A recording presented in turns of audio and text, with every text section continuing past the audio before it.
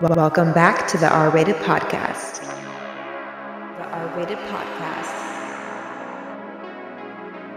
This week's guest is... Welcome back to the R-Rated Podcast. Today's guest is Isabel Adrian. I hope I said that okay. Where are you from, Isabel? I'm from Montreal. Actually. Okay. Yes. So tell me, like, how did you get to LA? How long have you been in LA? And what was your initial goal? Like in the film industry, maybe? Yes. So I'm from Montreal, yes. and always wanted to make movies. And you know, at the time, I think women were more in front of the camera. Yes. So my initial dream was to be an actress. I think that's where it always starts. I had the same dream too, and then I tried it, and I was like, no, I want to be behind the camera. And knowing what I know now is like I'm so not so comfortable in front of the camera. Too. So I totally get it, but I feel like you have to go through those experiences to find like your niche, like what you're good at, and kind of fall into it. Yeah. So I know you're a screenwriter and a director. Yeah. How did that path start for you? Like, what started that interest for you? So, basically, I started with acting. I moved to New York. Okay. Yeah, so I studied theater in New York, and love that. Right away, I started my own theater company, and I ended up doing like an off-Broadway show. I only had been in one play, and I produced my own show, and I did that. What is that like, producing a show, like a play? Because I feel like it's very different than a movie. Yeah, it was, I had no experience. And, oh my God, I was going for it. Oh yeah, and I was like 23 years old in New York, and I just did it, and it was quite an experience. Wow. And I think that after that, I was like, okay, I got to move to LA because I just felt what that was missing in New York that you felt like you needed to go to it's interesting because I had blonde hair at the time. Oh, okay. And everybody's like, oh, you have the LA vibe. You should. And now people tell me I have the New York vibe, but it's like so. I decided, and I wanted to make movies. I mean, theater is great to learn your craft. Mm-hmm. And but then I was like, okay, I'm going to move to LA. So I moved to LA, and as I have an accent, which I love. I think it's very unique and cool. But at the time, when you had an accent, you were either playing, as a French, and my accent's not typical French. Like it's a little bit, and it was even less, I think, then because I had a voice coach and all. Okay. And so it was always like the waitress, and then people would say, "Oh, you're not French." Like I wasn't French enough to be French, so I would have to exaggerate my accent. So you're getting typecasted? Yeah, and very limiting. Okay. And I was like, I'm doing all this to maybe get one line in a pilot in a movie. That's not my dream. That wasn't my dream. Right. So I started writing at that time. Okay. And what was your experience with writing, like, prior to that? Like, because you said you were 23. So, like, did you write in high school? Like, did you like writing? Because I feel like, how do you get into just, like, I'm going to write? You know what I mean? I think I always had the dream of writing, even when I was a teenager, I was writing romance stuff, that's great to know because you've always had a liking for writing, and I'm sure reading too stories. I mean, I was a big reader when I was I was reading Roots at 7, like these huge books. Hey, start somewhere, right? And my approach to writing was very funny because my mom, who's not, I mean, she did dabble in writing, and but one day she woke up and had a dream about a movie. Like a whole thing. Okay. And then she's like, I think I'm going to write it. So she wrote like a treatment. And when I read it, it was a thriller, psychological thriller. And I was like, oh my God. This is so good. I'm like, I would love to write it with you. And that's how I started. That's how it started. Oh, okay. And at the time, I was going through a lot of stuff. I had a big heartbreak and couldn't stay in LA. So you actually left. So I actually left. I sold everything on a whim because I needed to heal. And then I was like, I'm going to do a trip around the world. Oh, okay. So now you're traveling. Yes, and that's amazing. Yeah. So how many years after, after New York was this? You were 23 in New York? Like 30. Okay, cool. Amazing. And then, so basically I sold everything, went around the world. Where did you go? And I ended up in Laos. Oh, okay. How did you because I was really like no plans, and I was just following. I was like, life is going to bring me where I need to be. Yeah. And then I ended up in Laos, and as I was a big reader, I always had like lots of books. And to me, the city Luang Prabang is like the ancient royal capital of Laos. It was the most novelesque place I'd ever been. I felt like I was in a book. Oh wow! And then people say there's no bookstore. There's no books here. There was no books. What? Yeah, no books, no bookstore. That's actually pretty. I've never heard something like that. Like a place with no books, no bookstore. Yeah. Whoa. So that was like my shock, right? Yeah. So you're like, what is happening? So I decided to stay, and I opened the bookstore. Wow, that's amazing! Yes. Oh my god, that's really cool. And at that point, I was like, okay, I'm done with with movies. I'm done, and so I did that. How did you get the books over there? And like, how did you get like? I feel like that's a lot of like. There's a lot of steps to that, right? Yes. You can't just get all these books. No, and it was very difficult. Yeah. I mean, at first, my mom came with 2 luggages filled with books. Okay. And then like people would trade, and then I would go to Thailand, and then I would do parties where people could get beer for books. Beer books? Honestly, you add beer in the equation, people will. They're like, well, I was like travelers, backpackers. Like beer yoga. It's like I feel like that kind of defeats the purpose of yoga. I was like trading books for whatever gets you out there, right? So after then I met my partner. I had 2 kids, and the movie tug came back, because you're getting older and you're thinking like, what regret will I have if I like I have a full life, but what regret? And then it became very clear to me that you still wanted to fulfill this. I wanted to do this making movies. And you should like there shouldn't be like a limit to I can't do it anymore because I'm not in my 20s anymore. Even in my 30s, it doesn't matter. Like, I feel like you can always start something, especially if it's been something that you've always wanted to pursue. I feel like we always, like, let age hold us back and, like, put this, like, stamp on it. Like, you can't do it after this age. And I feel like that's kind of ridiculous. Like, why wouldn't you be able to? You have more knowledge now. You've seen more things. You have more experiences. If anything, you probably can write a better script now because you've seen so much. Yeah, and honestly, so many people. and I think there's no it's never too late. Exactly. And because I mean, as long as you're alive, it's never too late. Yeah, no, so for me, it wasn't like there wasn't any doubt. Yeah. And I again on a whim, I packed the kids, packed everything, and left. I love how you just go. And left.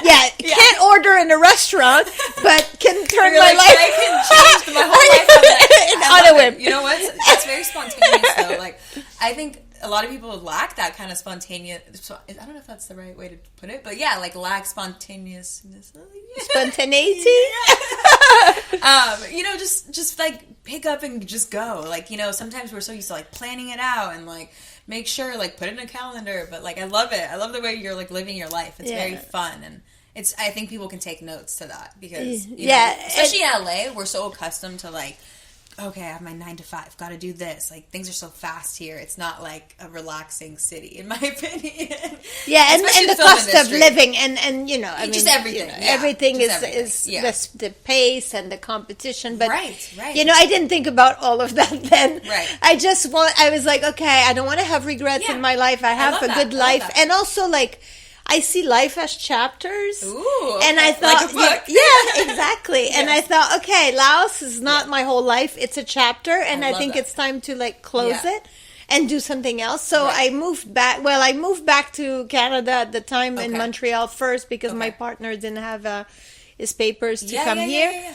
And then eventually we split up, and so I decided to come back. Oh, okay. My mom had a house here, and I was like, okay, I'm gonna, move and try. Yeah. And then as a director, because I was directing first, so when we went to Montreal, I started a production company. I actually started a I love it. I'm amazed. I'm so proud.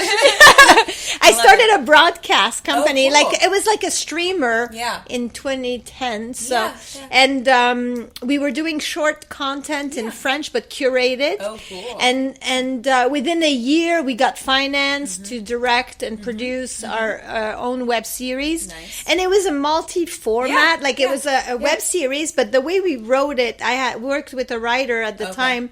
It was made to be a TV movie, and then chopped in pieces was a mini series of four episodes, or 12 episodes of a short format. Cool. So we sold it in all these different formats. Amazing. Amazing. Yeah. So we had it thought. It was all planned. Right. And then we had much success, and then we did a second series. Wow. A second season. And then the show was optioned by Warner Brothers, but it didn't end up going anywhere. But anyway. That's still huge. That's amazing. Yeah, my first pitch. My first pitch in Hollywood. Just to be able to get in the room, even get your toe in the door, you know what I mean? First pitch in Hollywood, we sold in the room. Were you nervous? What were you feeling? How do you prepare for something like that? Well, I was very well the producer that we worked with was incredible, and he's the best pitcher, so I learned from the best. And it was an incredible experience. Wow. I mean, it was kind of surreal, that's why I'm like, wow. Yeah. And so with, doing the kids and being a single mom, well, it was hard to be a director, so I had to turn to writing. And this is how I turned to writing again. Yeah, I was going to say, after all these years. I feel like being a mom and being a successful, or it's not that it's not possible, but that people make it seem like it's very hard, and you kind of have to pick or choose, or put stuff on hold, either put your career on hold, or just don't have kids yet if you really want to escalate in being a director or this or that. And I'm I see you doing it, so what advice could you give for women out there that maybe are, they want to be directors, but they're in that stage of their life where, they're married now, or they're getting married and they're going to have kids, or they're already, whatever it is, how can they balance it? Well, I have to say, I'm always the person who said, I will never let anything stop me. Oh, okay. I traveled with my kids. I've done a lot, and then I moved the kids back. You've done. Yeah. But I have to admit that being a single mom in LA with 2 kids and directing was oh my god, the bar setting the bar high. it was hard. So then I turned to screenwriting and learned the craft, really did the work, and so I took that script that I had from the 90s, did a rewrite, and then placed in the Nickel Fellowship, which is the Academy Award of the non-produced screenplay. Wow. Right away, within 3 months. And I was like, okay, it's a good sign that I'm on the right track, that I may be good at this. Yes. Yeah. I would say so. It's top 300 script out of 7,000 or something. Wow, that must be a great feeling to have. Were you proud of yourself, or are you still thinking I want to get to the next step? Because I feel sometimes we rush to trying to always get to the next step to get to your goal or whatever the goal is, but you're not enjoying all the little moments. Oh, I do. Okay, good. No, that's definitely something you need to take a second and be I did that. That's pretty well, cool. I take it as signs for me, if I'm on the right path and everything comes, then I'm like, okay, I'm on the right path. If suddenly you're on a path and everything is hard, then there might be something that you need to shift or re-question. That makes sense. Like the acting, I wasn't getting any signs that I was on the right path. That's not it. Okay, so even though it was my lifelong dream, you have to re-question and then readjust. So this was a good sign. Right. So after that, what was the next thing? And I had a manager, but then again, juggling, single mom life. Were there some things you had to turn down because you had kids, that you couldn't do? Well, it was hard to get to the fitness, being prolific was hard. I would write maybe 1 script a year, and instead of maybe it could have been 2 if you or now since the pandemic, now I write 4 or 5 a year. Oh, okay. So big difference. Big difference. Big difference. Yeah. Okay. So things I think and you have to learn your craft. So the first few years was mostly learning, writing, pitching, And then just before the pandemic, one of the producers I worked with asked me, would you like to write a Christmas rom-com? And I was writing horror and thrillers. So that's your thing. That was my thing. That was my thing. At the time, it was my thing. I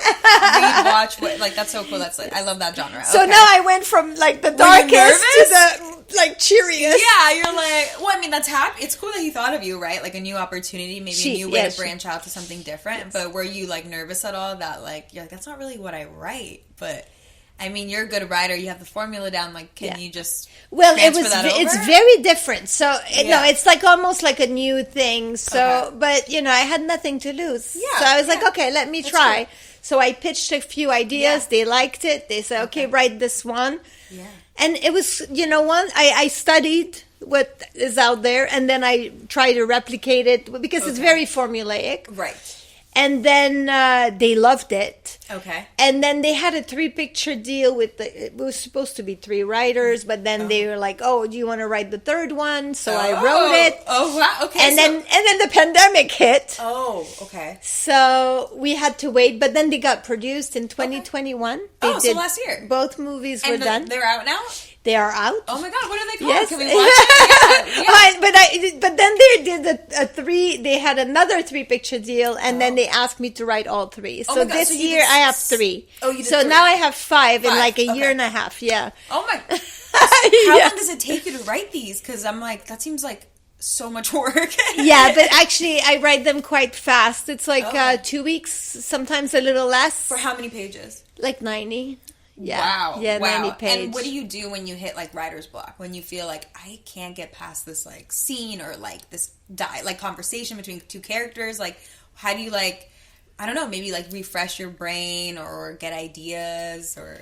I do placeholders. So well, first of all, you have like the way I do it. So, you know, there's a like beats. Okay, that you have to hit. Yeah. I do 70 cards. And this is like, and I found out that David Lynch works the same way. And once I developed this process, it was a lot easier for me to write fast. Oh, I want to hear it because I want to write, I've only written like 2 features and I feel like there's been moments where I'm like, just stuck. I just cannot get it out onto the, like I have it in my head, but I'm like, I just can't translate it. Okay, so I will tell you. So the process. So the fact that I started writing a rom-com, like Christmas rom-coms, which are formulaic, really helped me develop a process. Because now I have to write, like, you know. Right. When you're writing from inspiration and you don't really have an end date, you can take your time. That's very true. But when you have a deadline and you have to deliver, you have to get, you know, you have to find a process that works. Right.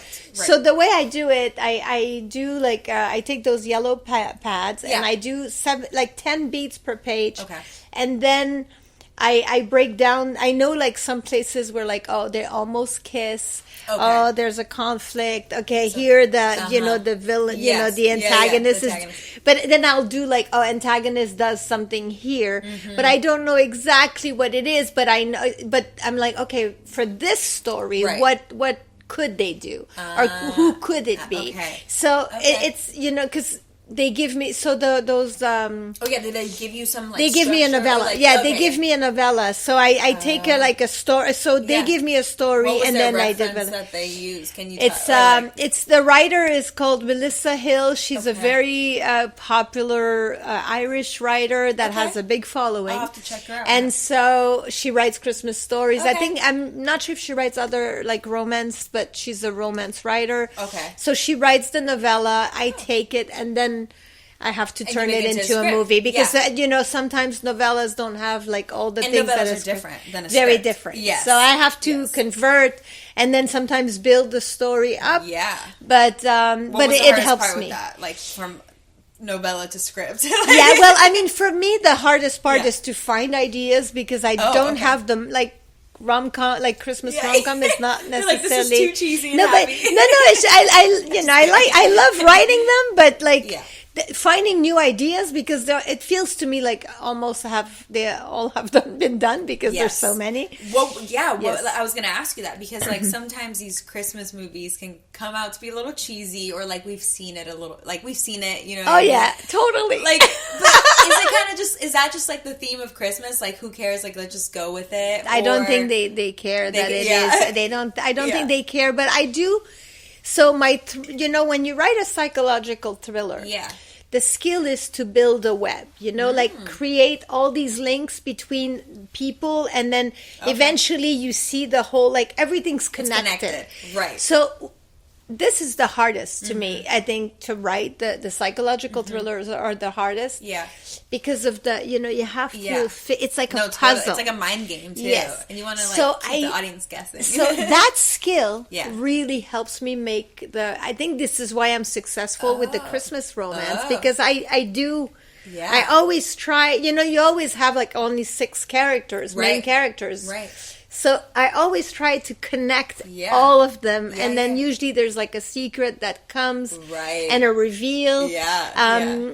Where do you get those like dramatic moments from? Like, is it things that maybe have happened to you and then maybe turn it more like dark, or is it things you've heard from other people or like that people have told you? Like, like where do you get those like horror inspirations, I guess? so during the pandemic, I could not write dark. I couldn't, it was already, the world.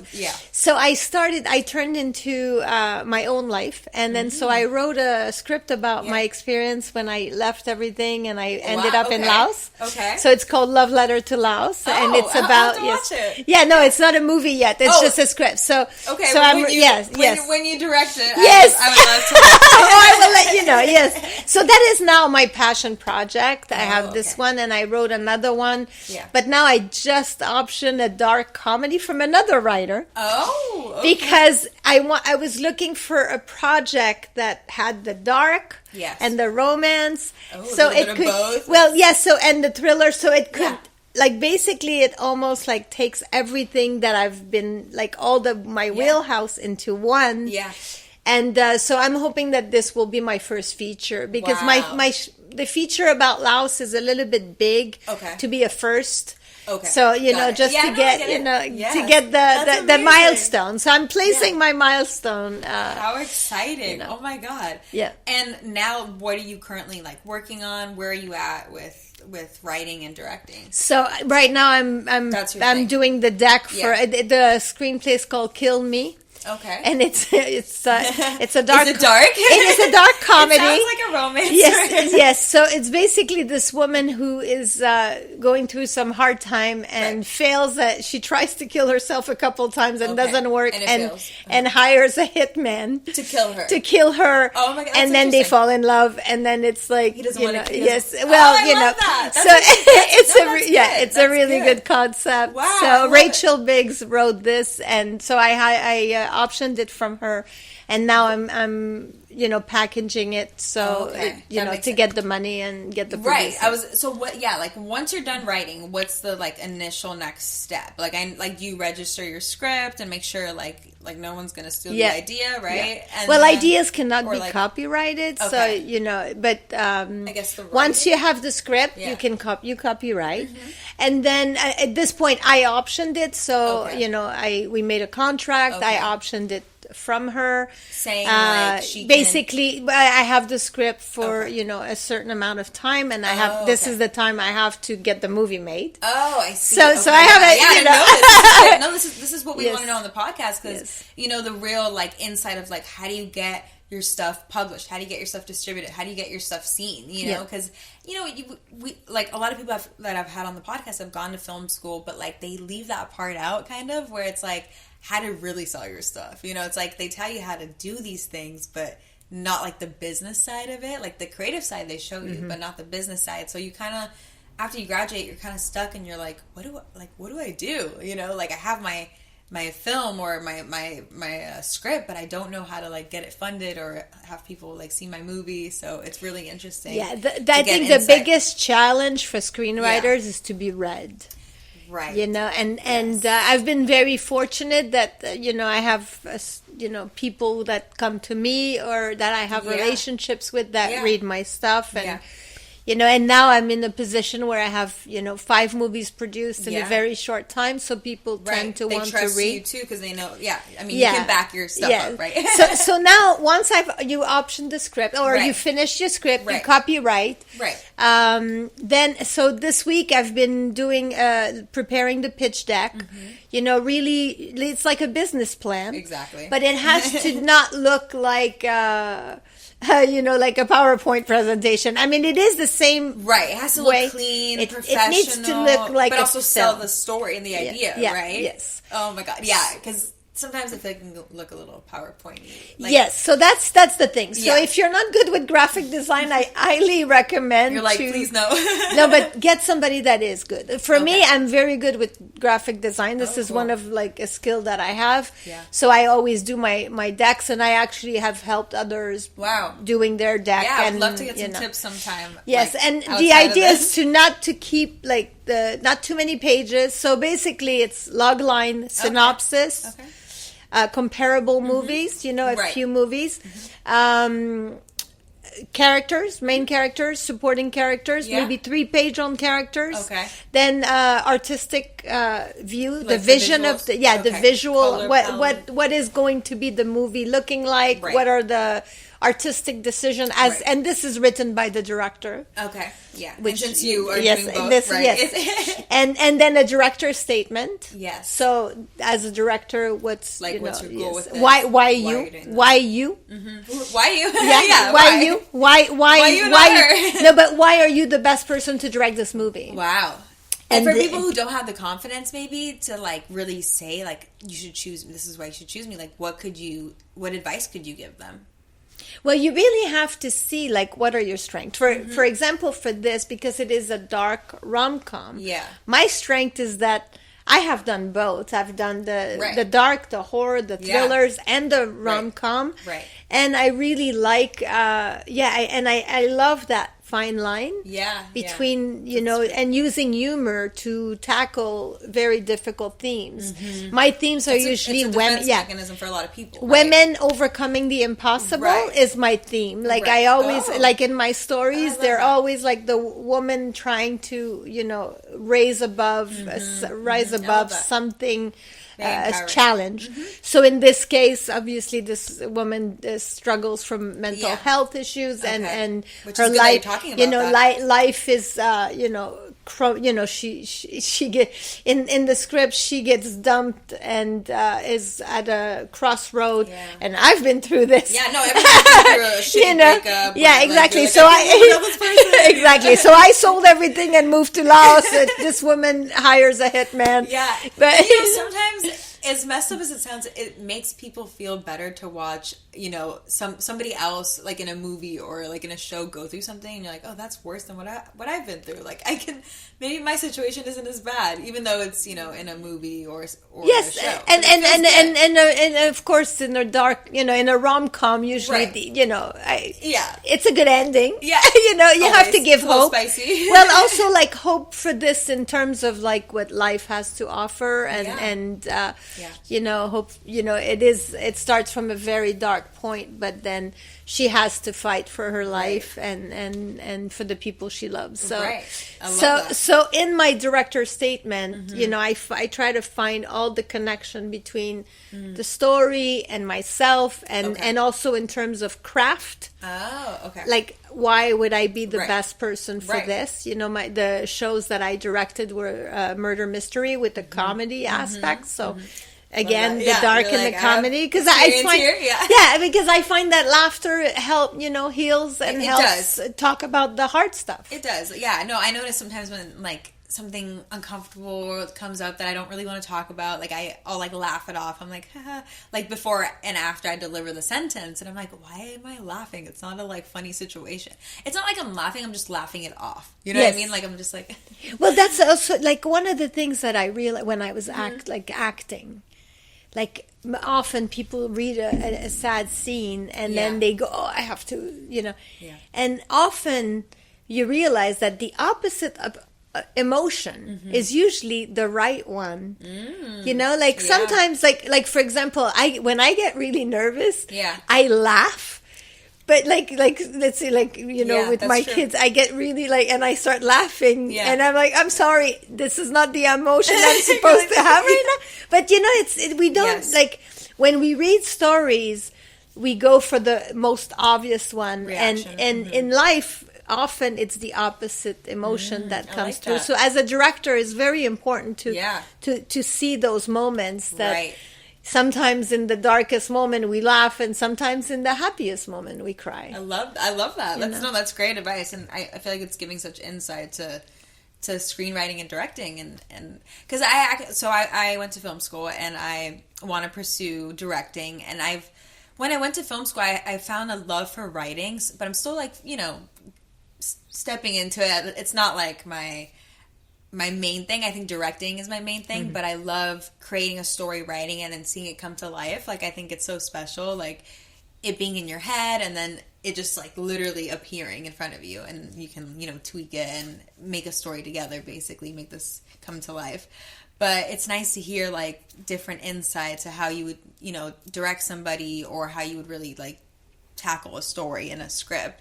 Is there, like, do you ever struggle with when you write something and then someone's like acting it out, like, and it's not maybe the vision that you like had in your head? Like, how do you direct that? Like, does it ever come in the way of directing, like the actor, or do you feel like it works out because you're like, I wrote this, I know exactly like how this should be? Well, sometimes actors also can bring something, you know, like of their own. something very surprising. Right. So, you know, I think as a director, it's good to try things and go, okay, let's do it your way. Yeah. Or do it my way, and then let's do it your way. So you can have different things, and sometimes the way they do it, you know, works, you know. Yeah. They know their instrument. Right. I mean, it depends, you know, how experienced they are as well. Right. But, it's you know, I think now I'm dealing with seeing my work directed by someone else. You know, it's always a challenge. It's a challenge, you know, it's a challenge. But at the same time, you have to understand, like, making movies is like getting a movie made is a miracle. Yeah. You know? Amen to that. Yes. And sometimes I think as an audience, people are a little harsh, or, you know, they don't realize You're always the gonna work. have haters, you know, critics, yes, even if it's like the best. Honestly, it could be the best work of art. There's always gonna be someone that's gonna criticize it. So you can't even let it like get to you like that. Exactly. I stopped caring like that a long time ago, because then you're just pulling out your hair. You're like trying to please everyone, and it's not really your story, your art, your craft anymore, because you're like letting too many opinions get in the way of it. So, just don't even worry about it, right? Yeah, exactly. You just have to believe, like, okay, I did my best. Yeah. And you know, and trust, you know, in the process, because, you know, where you are today, you know, where I was 5 years ago in writing, I would write a script a year, and now I can write 4 or 5, you know, by doing the process. Right. So I think you know, we're so harsh to judge, and art is just, it's like life, you know. It's like a process, and you get better and you learn, and every exchange brings you, you know, a step closer to your goals or your dreams. Is there any genre that you would not write, or like not write, but like just maybe not want to, I guess, make a full feature about, because not that it's not your strong suit, but it's just something that you're not interested in? Like, I know you already did romance, comedy. Yeah. You already did a lot. Yes. And I did coming of age. So I have 2 coming of age now. Oh, cool. Which is the one about Laos, and a different one, which I guess coming of age are dramas, but I love dramas too. Yeah. I must say. I don't personally like dramas. Really? Why? Yes. I don't know. It's the thing. It's the genre that I like the least. That's for me. interesting. Yeah, dramas. For me, like when I write, it always ends up gravitating towards drama, and I'm like, I swear I'm not that dramatic. Like, I don't know why it always happens. Like, I write and I'm like, this is a drama. This is definitely a drama. But that's interesting. Okay, yeah. So I don't have a drama. So I have the coming of age, which I guess are drama, but I think they're more like, one is more like a dramedy. Okay. Dramedy. And the other one is more like a inspirational, you know. So drama, pure drama, I have not done. Okay. And I don't know if I would be interested in doing that. Yeah. Because, you know, like making, I don't know. Get it. I don't know. That's what I'm like. I feel it's very heavy. It's very heavy, but it's also interesting. Like, if writers will write every genre, or if it's like, no, I stick to this, like only like horror and like comedy or whatever, or just horror. Like, I don't know. If like, I feel like every writer is a little bit different, so it's interesting to hear, like, you know, that you rather not do drama, but like if you really needed to, I mean, of course, if somebody hires me for it, I'm like $1 million. Oh, I love dramas. No, but it's the one that I gravitate less. Okay. You know, because I really love the timing, like the pacing of thrillers and the timing of humor. Like there's a skill set. And I guess, you know, I have a lot of friends that write drama beautifully. Yeah. And, you know, for me, I don't think it's my thing. I think. How do you know, like, what's funny and what's not? Like, you know, when you're writing these, like, comedy or dramedies or... Well, if I make myself laugh, right. You know? Well, because sometimes, like, I'm like, oh, I think this is funny, but I'm like, do they think this is funny? Like, does the outside world think it's funny? Like, how do you, I guess, make sure it's funny? Like, do you have someone else read it? Well, of course, yes. So before you go and, you know, send your script out, you should send it out to read, like have a circle of... How many people are you sending it out to, typically? Like, you know, trusted readers, we call, you know, close to you that can tell you, you know, can give you notes that you trust, and you do the same for them. Right. So I have that. A trusted circle. Yeah. So then you know, then they give you notes, and then you feel bad, and then you write again. You know, you cry, for a day. You know, you feel bad for a day. I always say, like, whatever rejection or feeling bad, it's 24 hours. Criticism too. Oh, 24 hours. For me, it's like 24 hours. Okay, so you're sad about it for 24 hours, and that's it. And then I'm not allowed to. Well, sometimes I feel not. You know, maybe it's an hour, but I cannot that's be. The cutoff. 24 hours is like, okay, get over it. I have to do that. I like that. That's a good way to live life, because there's some things where I'm like, oh, this is bothering me for like 2 days, and I'm like, no, but like it ends up being okay anyway. Like everything ends up working out anyway and falling into place. So I don't know. I should stop worrying so much. Yeah, you know, I saw this interview with Tom Hanks who says, "This too shall pass." Oh yeah, and everything passes. It really does. You know, everything passes. It really does. So, and of course, I mean, rejection is hard. But nobody wants to be rejected. No, but I think the key is try to be rejected as much as you can. Right, because you learn from it as well. You learn and you get better at it. You get, you know, you and eventually, but because if you put yourself out there to be rejected, then you'll be happily surprised because you will get. Accepted, you know, wins. Well. Yeah, exactly. Wow, I love that. Okay. You know? I also saw, so we follow each other on TikTok. Funny backstory. On TikTok. Yes. New on TikTok. We're both new on TikTok. Both new on TikTok, both like figuring it out, but we stumbled upon each other's profiles, and I actually saw that you went to like a Q&A for the Euphoria cast. Oh, yes. And I just wanted to bring that up because the beginning of this season, I actually started the episode with like a Euphoria recap because I watched the second season, and we kind of, with my friends, and we talked about like predictions and like what we thought of the writing and whatever and all kinds of stuff Euphoria. So I saw it on your profile, and I was like, wow, it would be full circle to bring up the Euphoria Q&A you went to, because I started with it, and now we're coming to an end. Yeah. I have to say, like, Euphoria for TV shows is like the directing for me. The first episode of the first, I saw that, and I have a few friends that have directed episodes, but oh, nice. I mean, the directing is just like I just think it's a great show. Like, everything with the lighting, the acting, like.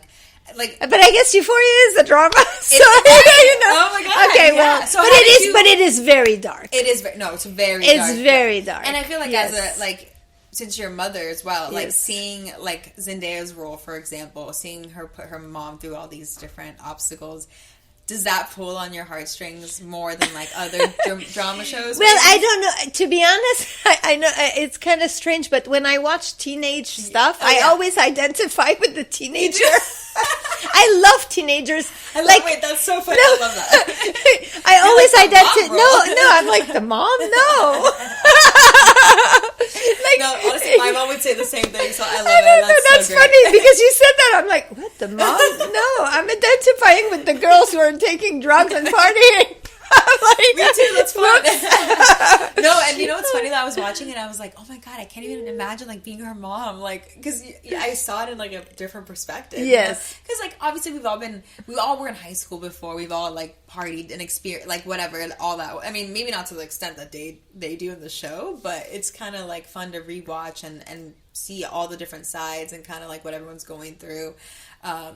But why did you watch that show if you don't really like dramas? How did you end up on that? Well, because the part, I guess that, you know, I like one of my favorite shows is Breaking Bad. And like I love shows that deal with drugs and partying and what, you know, like Breaking Bad's amazing though. Well, like Breaking Bad is like my number one I watched that show. Twice. Yeah. All seasons because it's so good. I've watched it. I mean, like I think 10. Yeah, Fleabag, Breaking Bad are like the shows that I rewatch constantly. Oh, nice. Did you watch White Lotus? Are you watching that? Yes, I just started it. White Lotus season 2 is she was in so good. In the first season, she was like bringing out ketamine in her little bag, and I was like, oh, okay, like interesting kind of show. I'm in for it. Oh, the season 2 is so good. I'm so excited. Yeah, like I'm just gonna binge watch. One guy. Yeah. Directing and writing all these episodes. Oh, really? It's crazy. I didn't know that. Oh, yeah, no, it's crazy. The talent. Amazing. This guy is a genius. Wow. Like, oh my god. Some people need a whole writer's room. Usually, and now the rooms are getting smaller. Unfortunately, oh, really? How big is it? Like, what do you expect in a writer's room? Like, how big is it? Like, I think now they're doing 6 to 8, and it used to be a lot bigger. Oh. But there's they're talking about maybe a strike or something if they don't get better conditions for writers. It's hard. I did hear about that too, actually. Yeah. So, but they should get everything that they deserve. I mean, sitting in a room writing, come up with these like cool ideas, like just give the people what they want. Like let them get their benefits, let them get their hours. Like let them deserve pay that they deserve. Whatever. Yeah, but basically, I think they went from like 15-12 to like 6-8, and they cut, then even like some shows are doing even smaller rooms, like 3 to 4. Oh wow! Okay, but so things are changing. Yeah, no, it's like again less money for the writers, but they forget like the writers are the ones creating this. Like, the writers are. There would be no story without the writers. Yeah. The writers are bringing it to life, but the writers are creating it. Come on, and it's so hard. Like, I'm like you. I see myself more as a director, even though I haven't directed in a while. Yeah, but you're also a great writer. So. You know, well, I mean, and I think it's going to make me a better director that I did that work. You know, I think I don't know. I would have mentally chose that path, because it is a lot of work, right? You know, to become a really good writer, you have to, practice. Practice. Yeah, it's years. Not even years. Perfect, just better. Polish your work. Yeah. Okay, wait. So, how did you get to the Q&A? Where was it at? Where was it? Oh, so it's they do. Well, it's a friend of mine who's in SAG, and they do these. I think Film Independence, SAG, a lot of for the for your consideration for the Emmys or for the Golden Globes and Oscar. Yeah, they do these events, and I usually never go because it takes so much time. Right. I mean, now I think because of my TikTok, I'm going to go more so I can share because it's content cool. And so HBO organized this night, and my friend invited me, and it was like before you have like all this food, and you hang out on the Paramount lot. It was great, and then honestly, my daughter was a little jealous of me for this one. Yeah, wait, how's your daughter? Like she's 19. Oh my god, yeah, literally.